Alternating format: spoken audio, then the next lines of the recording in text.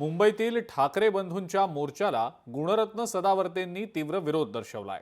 राज ठाकरे भाषेच्या आणि सांप्रदायिकतेच्या नावावर वाद निर्माण करण्याचा प्रयत्न करतायत असं सदावर्ते यांचं म्हणणं आहे। या मोर्चाच्या माध्यमातून काहीतरी घडवण्याचा त्यांचा प्रयत्न आहे असा गंभीर आरोप सदावर्तेंनी केलाय।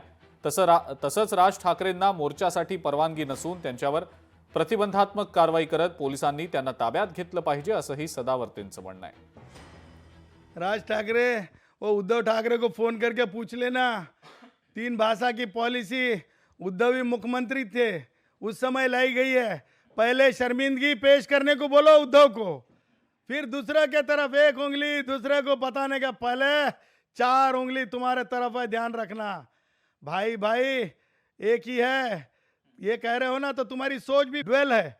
यानी जब वो भाई था जब क्यों नहीं बोले भैया? तेव्हा तुमच्या कंठामध्ये दम नव्हता का? आत्ता कंठात आहे का? लहान लेकरांच्या जीवावर राजकारण करायला निघालात का? अरे लेकरं आता शाळेत जात आहेत, 16 जूनपासून शाळा सुरू झालेली आहे। लेकरं हिंदी शिकत आहेत, पालक हिंदीच्या गोडीत आहेत। हा म्हणजे सरकारचा दोष आहे का? हे गुणवंत सदावर्ते हे देवेंद्र फडणवीस यांचे पाळीव पोपट आहेत अशी माझी माहिती आहे। त्या पोपटांकडे फार दुर्लक्ष करू नका।